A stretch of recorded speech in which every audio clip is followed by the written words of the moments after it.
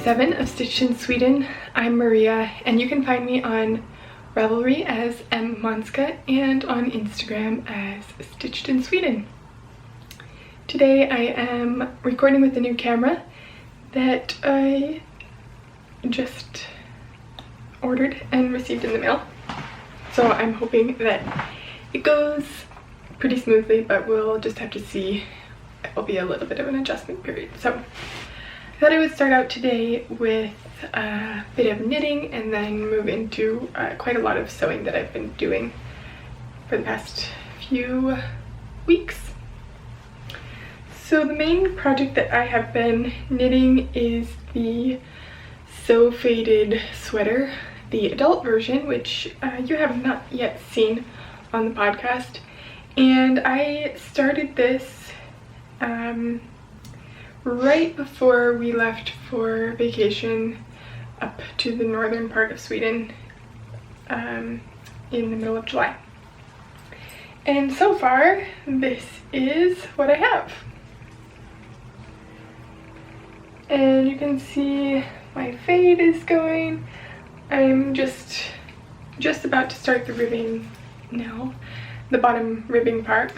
And so far it's been, yeah, just smooth sailing. I did a lot of it in the car when we drove back. We took the night train up, and then you get to the train station at around midnight, get on the train, and when you wake up, the train arrives at around 8 o'clock. So 8 o'clock in the morning the next day. So I didn't knit on this on the way there, but I did on the way back because we went in the car with Thomas's parents. And even though I get extremely motion sick, because I can knit without looking, I was able to knit in the car, which works for projects like this where it's a lot of stockinette and I don't have to pay attention much. So to tell you a little bit about the yarn that I'm using, I received this yarn and I've shared it, I think I shared it before on the podcast, but I'm not sure. I definitely have an Instagram picture of it. This is from a Swedish dyer, and Fru Valborg is, like I said, a Swedish dyer. This is the Twisted Merino, which is 100% superwash merino, and it's a fingering weight yarn, and I'm pretty sure this is the Crushed Grape Fade color. So far I have 3 different colors in this sweater. The first one started out as kind of, it almost has some like chocolatey browns in it, as well as this kind of more purpley grape color. And it is doing a really nice job of fading. There's a little bit of pooling that I see, but I think that it still works with the overall effect of the fade.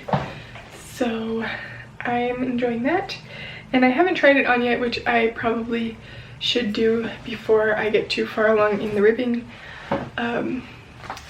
because yeah, I should actually, I've only done 1 row of the bottom rib, so maybe I should put it onto larger needles now, or a larger cord, so that I can try it on before I actually start doing the rib, to make sure that this is where I want to start the rib. But I haven't done that yet. Maybe I will today. The yarn's really nice to work with though, and I think that the colors are really well suited for a fade.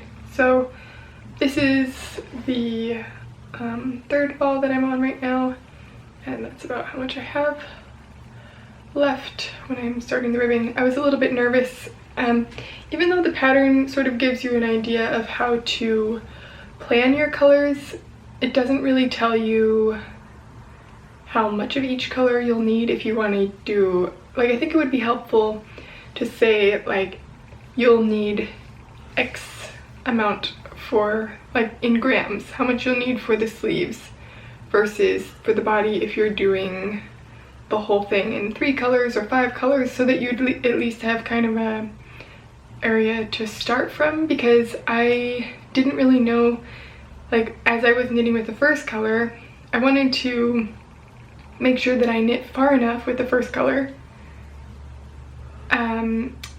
so that I would be able to make the sweater long enough in the end and like have long sleeves. Because if you don't knit enough with the first color, but then you can't go back and use more of that yarn later because it's the first color, so it doesn't fit into the fade anywhere else. I don't know if that makes sense at all, but there is some information about like how long you should knit in terms of inches or centimeters in length, but again, that doesn't really tell you that you'll have enough for the sleeves, or yeah, I think it could be a little bit more explained in that way, but I'm just kind of crossing my fingers and hoping that it works out. The other project, which I haven't worked on very much, and I don't know where it is compared to the last time that I showed it, it might be in the same place, is the Sew Faded pint size, which is the child size version of this sweater. And this one is a bit of a mess because there's so many ends, which I could have just woven in from the beginning, but I didn't. And now it's kind of been shoved in a project bag a few too many times. But here it is. And this one is just missing a half a sleeve and then having all the ends woven in, and then it will be done. And this has a lot of the colors that I used in my Sew Faded shawl. The Sew Faded, I'm using both of these. For both of these I'm using Hiya Sharps, and for the pint size one I'm using a US size 5, and for my adult version I'm using a US size 4. 5 is a 3.75 millimeter, and a 4 I think is a 3.5. Oh right, but now I have a US 2, which is a 2.75 millimeter for the bottom ribbing. But I might change that, like I said. Oh, and in this bag I actually have the other two colors from my Sew Faded adult size, so you can see how much of each of those colors that I have left. These are the three, starting here, which is my first color at the cuff, then the middle color, and the last one. So you can see, like this, what I'm planning on doing now is that I'm going to pick up and knit the ribbing for the neck with this color, and after I do that and bind that off, I will weigh the remaining yarn, and then I will just divide that by 2, and to make sure that I have enough for both of the sleeves, because I really want it to be long sleeved. For me it takes about 4 skeins of fingering weight yarn, but to make a sweater, to make an adult size long sleeve sweater. But that seems actually like maybe it is a lot. Maybe it's that I usually use 3 and just a little bit, or I don't know. But the problem is that once you have passed the color area for any given color in your fade, then you can't really go back and use it again unless you want to change the order of your fade. Like I guess you could re-fade out, going from darkest to lightest again, but I don't want to do that. So yeah, I don't know if that makes sense, but I think that the sleeve fading won't necessarily match up with the body fading, because I'm pretty sure the sleeves will have to be longer than the sleeves will be longer than the body overall, which means that the fading color blocks will also have to be longer. So yeah, whatever. I still really like this project, and I think it will make a nice light layer in the fall and the winter. So yeah, that is it in terms of what I have been knitting lately. Sewing projects, there have been many. The largest and most time intensive one, of course, is the wedding dress that I'm making for my friend, and it is now officially finished, which is really nice. And today's August 1st. She needs it by August 11th, which is when she leaves for Gotland, which is where she's getting married. And it's ready for her now whenever she comes to pick it up. So that is really exciting. So I'll give you a little preview of it, and I have talked to her about it, and later I will share a picture of her actually wearing it at the wedding. I'll show you a little bit of the lace top now. And the top I thought would be, I didn't think it would be easy, but I didn't think it was going to be as time intensive as it ended up being, just because it was really important to get the fit right. And I ended up having to make some changes to the original plan of the top, which is fine. And that happens sometimes, but it just meant that it didn't go quite as smoothly as I had anticipated, but that's fine. So here it is, and basically she has a sort of strapless bodice that she wears underneath, which is kind of like a, yeah, body under suit thing. I don't really know like what you call that type of, I guess it's a bodysuit, and it's strapless, and it is in an off-white kind of, actually it's pretty white, but it is kind of masked under this lace cover. So the lace gets more concentrated like at the parts where the under bodice thing is, and then we have the nice lace edge here, which is the actual lace edge of the fabric.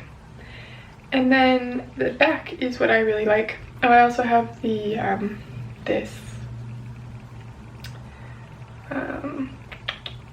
satin kind of bias tape along the edge, and little satin tape, bias tape also at the underarms, and there's a little cap sleeve which also uses the lace edging from that's on the bottom as well. There are, yeah, silk covered buttons that run most of the way down the back until the point where the top tucks into the skirt, and then the buttons actually continue onto the skirt. So one of the main things that I ended up having to change was how the buttons were attached. Oh, you can also see how the back here, there's like less concentration of lace, which looks really pretty when it's on, and then it gets back down to the more concentrated lace so that the back part is more open, and I think it looks really pretty. So these buttons look a little bit wonky right now, but that's because I don't have these button loops attached over them right now, but they will be when she wears it, and when she has it on they line up pretty straight. So one of the things that I ended up having to change was I had to add all of these little hook and eyes to stabilize the attachment of the bodice, because the elastic button loops, these little things here, which are so pretty for some reason, I like them a lot, they weren't really strong enough to hold the bodice together itself, and it just made it look like her body was like bulging out of it, which was not attractive, and made it just look like it was too small, even though it was the right fit. Once I had the more secure attachment from the hook and eyes, it was fine. So that is the top, and the bottom I have sort of showed before. I'm not going to show it again. The only difference is that it's ironed now, and I don't want to be touching it and moving it around too much, but it's ironed and hemmed, and I did a little rolled hem on that which took forever because I figured out that it was about 14 meters of rolled hem, which, I mean, it took hours. Anyway, it was also a lot of good practice for that. So the only difference is that I also have now added 7 buttons onto the back of the waistband for the skirt. And in case you didn't see it, I think there's a little bit of footage in the last episode, and there is basically a ivory silk, like flowy silk, full circle skirt that is floor length, and she's actually going to be wearing it with a underskirt kind of thing that's made out of, it has a hoop, like a metal hoop at the bottom, and then there's also some tulle on top of it, which kind of gives it a more natural flow to it and doesn't make it so stiff and like circular. So it looks really pretty when it's on with the underskirt, and I think it's gonna be great. So she is really happy with it, and that makes it worth it. So that's all for the wedding outfit for now.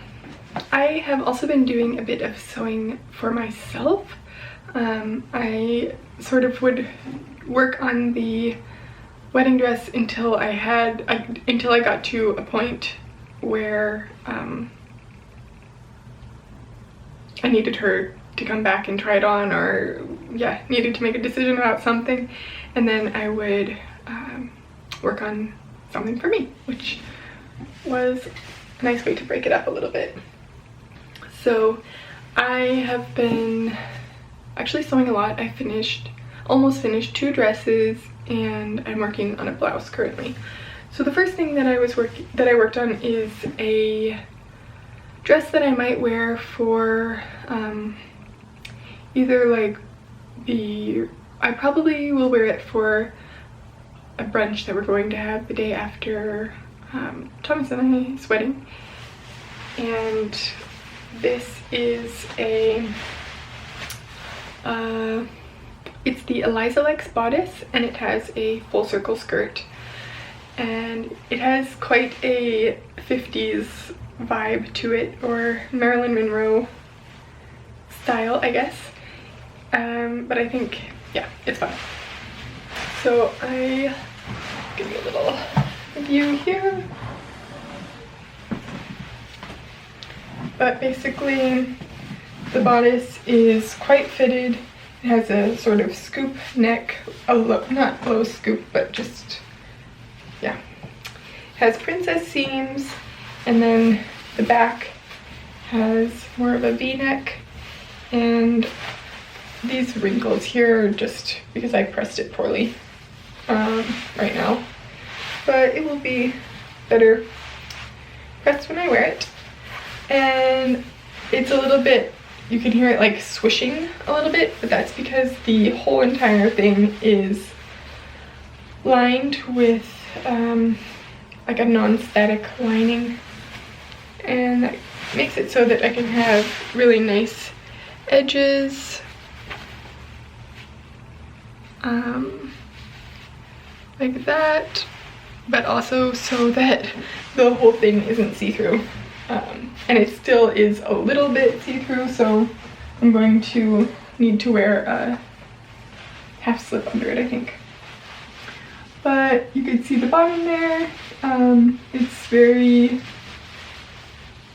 yeah, fluid kind of, and it's quite the twirling dress. I also did a rolled hem on this dress, and I actually did it just a little bit right before I did the rolled hem for the wedding dress, so it was good to get a couple of meters of practice on that one. But the crepe, the ivory sort of, I would say definitely more cream colored crepe that dress is out of, was a bit on the thick side for the rolled hem foot that I was using, so that was kind of not good in some cases, but it turned out fine, and I think it's definitely wearable, and it will get some use probably at the brunch.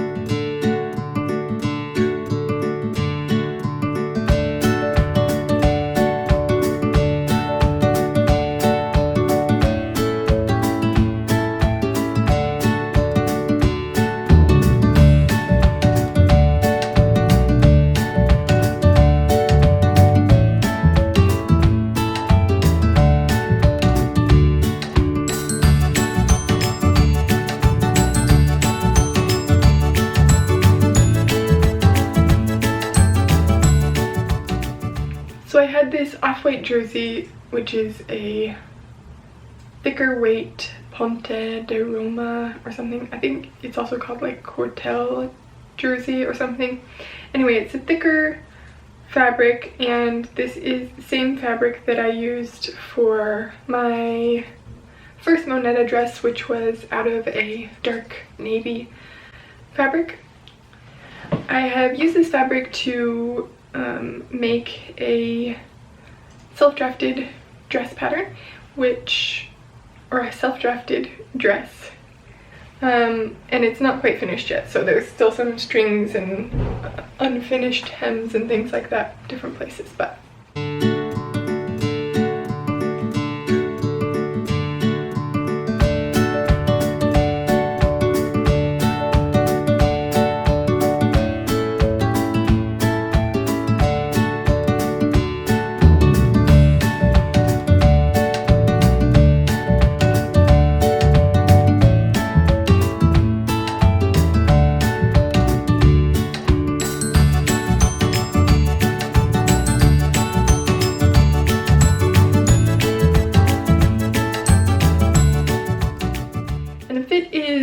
I'm definitely getting more happy with the fit now. It has taken quite a bit of tweaking to get it right, because the back was gaping for a bit, or like it wasn't fitted on my bust, which is a point that I wanted it to be fitted on.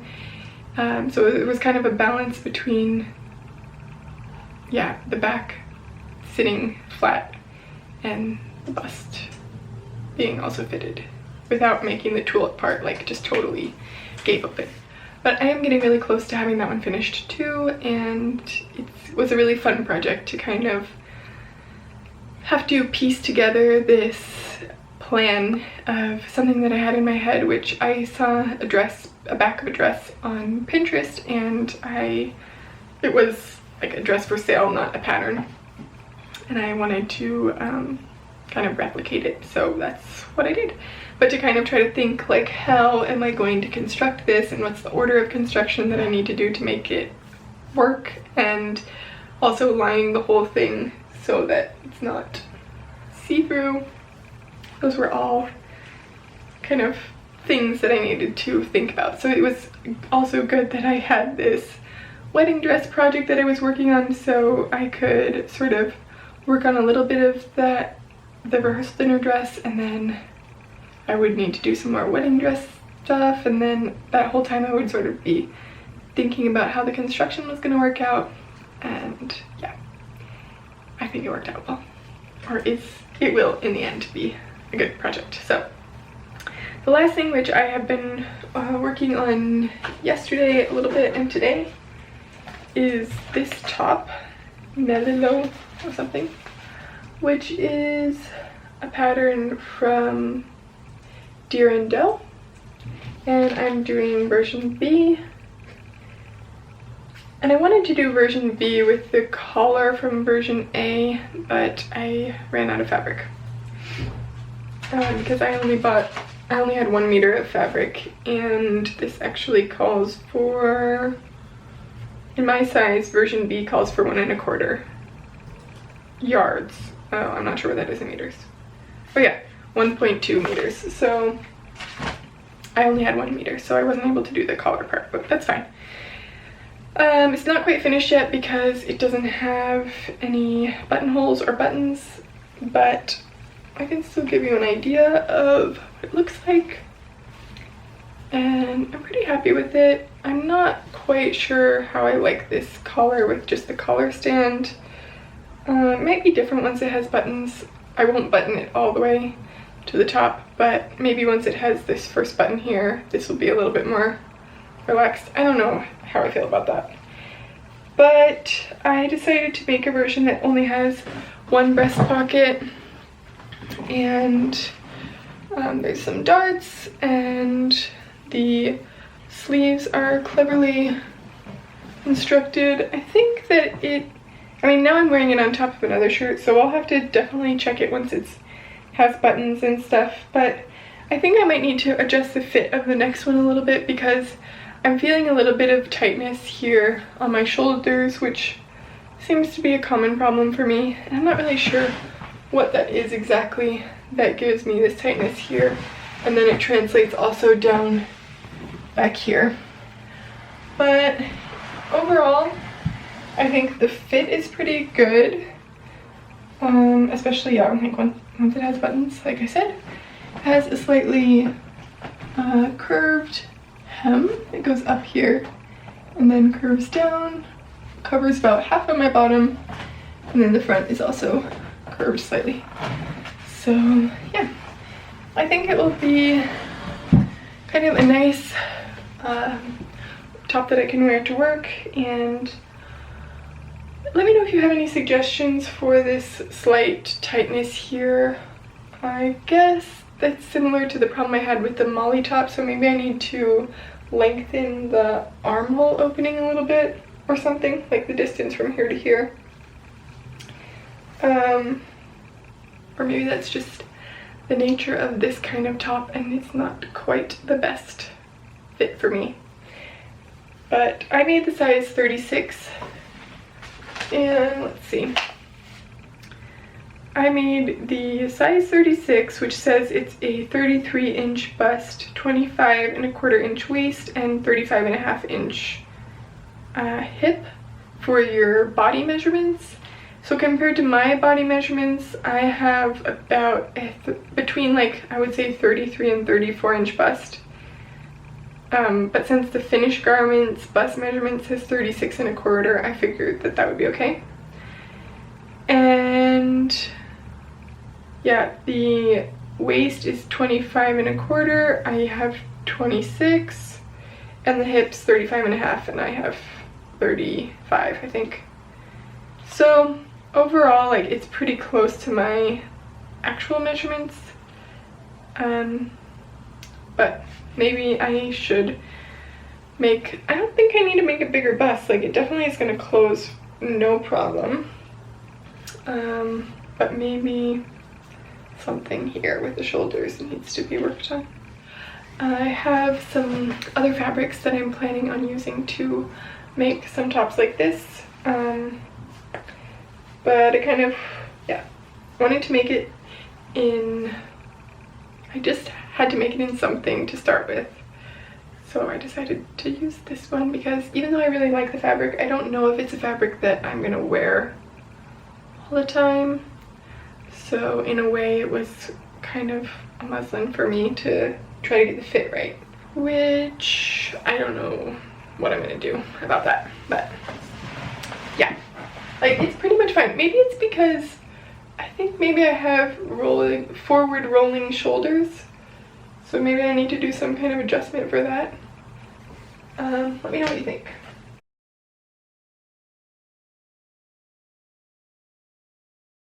So since last time, I have ordered some fabric and received it in the mail, and I'm not exactly sure what I already showed you on the podcast, so I figured I would just go through, show you what I definitely know that I haven't shown, and then kind of more quickly go through what I think I may have already mentioned before. So I placed an order with the Pretty Mercerie, which is a French online fabric shop, and this is one of the things I ordered. I'm going to take off this shirt because it's a little bit weird to have it on over my other shirt. So this package was just beautifully wrapped, and I actually did a Instagram stories video live. I didn't really mean to do it live, I just didn't know how to do a normal video, which was kind of, yeah, not the best quality. My phone may be suffering as a result of being dropped in the toilet, so the camera was not very clear. Anyway, this fabric came from Pretty Mercerie, and it's a really pretty dark blue twill, and I'm going to use this for my trench coat that I'm going to use the Deer and Doe pattern for, and I'm definitely going to make a muslin out of that with that knot in this fabric first, so that I make sure that the shoulders are right, because that's a problem that I often have with jackets, is that the shoulders are too tight. So this will definitely be a post-wedding fall project. for myself.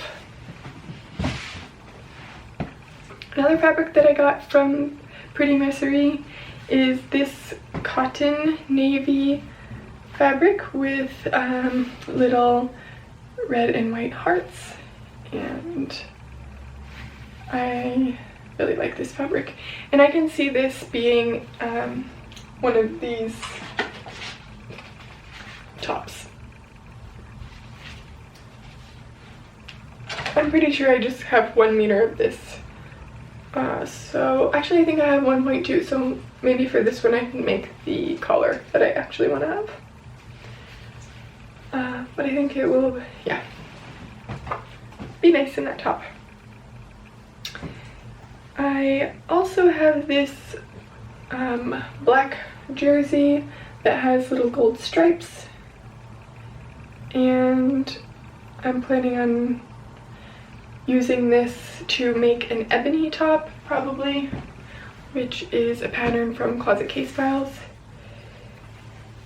And I have this, which is another Atelier Brunette fabric, light pink cotton, and I will either use this for probably just like another top of some sort, or I'll save it for something else later. I don't know. I definitely showed this pink dot fabric before, pretty sure, and I also showed this stripey fabric. A while ago I got some Rifle Paper Co. Cotton and Steel. This is the rayon, and I will probably use this to make a top because I think it's going to be like a little bit too much for a dress, but I don't know what top it's going to be yet. I have quite a bit of denim chambray fabric and some gingham. This is just like a black gingham. I may have already shown this too. I think I did, because I said that was not a fabric I would typically choose. And this is just like a really flowy white fabric that I would like to make one of the blouses out of too, but I want the fit to be really good on that. So, and then I have this pink fabric. It's kind of like a sweatshirt fabric that I'm maybe gonna make a sweatshirt out of. So those were all the fabrics that I have, and I've been working on some Pinterest boards for like patterns that I have, patterns that I want, and sort of pinning other people's projects that I think are inspiring, and pinning some ideas of like fabric colors and stuff like that, because I would really like to begin to kind of curate my wardrobe in a way, my handmade wardrobe, and I think I'm at a good point to do that now because my current ready-to-wear wardrobe is very sparse, and I don't have that many clothes, and I think that puts me in a good position in a way to start making clothes that I'm excited to wear. But it's also a little bit tricky because I find that this happens sometimes when there's a change of season or something like that, suddenly the season changes and it's like, I don't have any clothes, and then I go out and buy some random clothes and I end up being unhappy with them. But I also find that I'm kind of behind in making, so like right now I really should be focusing on making clothes for fall, which I guess I sort of am, but maybe I should even be focusing on clothes for winter. I don't know how much farther ahead I need to be in time, but it's not really happening. I think mostly because I have a lot of wedding sewing that I'm trying to do also. But yeah, I would like to start a bit more of a conversation about curating a handmade wardrobe and kind of the struggles that you find and also what you find most successful. I follow a lot of people on Instagram who are working on building their own handmade wardrobes, and that's definitely inspiring, especially because it's helpful for finding patterns that are sort of wardrobe staples so that you can make over and over again and fit into your wardrobe. For me, even though I don't wear dresses that often, I have found that the Colette Moneta pattern is a perfect pattern for me. That's actually the sort of base pattern that I started for when I made this white blob dress. I started with the Moneta, and I have made another Moneta since I saw you last, which is a kind of gray marled short sleeve gathered skirt dress Moneta. But I wore it yesterday, so it's in the wash. But I really like it. For me, the main problem with dresses and why I don't wear them very often, even though I find them super convenient because you can basically put on one thing and you don't have to think about pants and a shirt. You just wear one thing and you suddenly look pretty put together. Problem that I have is that I never can figure out what shoes that I want to wear with dress. And I know that sounds weird, but I have a standing desk at work, so usually I'm standing all day, but I think it looks a little bit weird to wear tennis shoes and a dress. And I need comfortable shoes in order to be able to stand, and I don't want my feet to be totally destroyed, or my back or something like that. So yeah, that's kind of the dilemma that I have, and I think it keeps me from wearing dresses. So when I find that I usually wear dresses is actually when I'm at home on the weekends, because I don't have to wear shoes. So yeah, I'll end with that kind of a random thought for today. And in the fall, I'm hoping to actually do kind of like a planned series about talking about wardrobe building and finding key pieces for that fit your lifestyle and that you enjoy wearing and are comfortable wearing. So if you have any ideas of things that you'd like included in that, please feel free to leave a comment below, and I will consider that in the development of this project. So until then, happy knitting and happy sewing. Bye!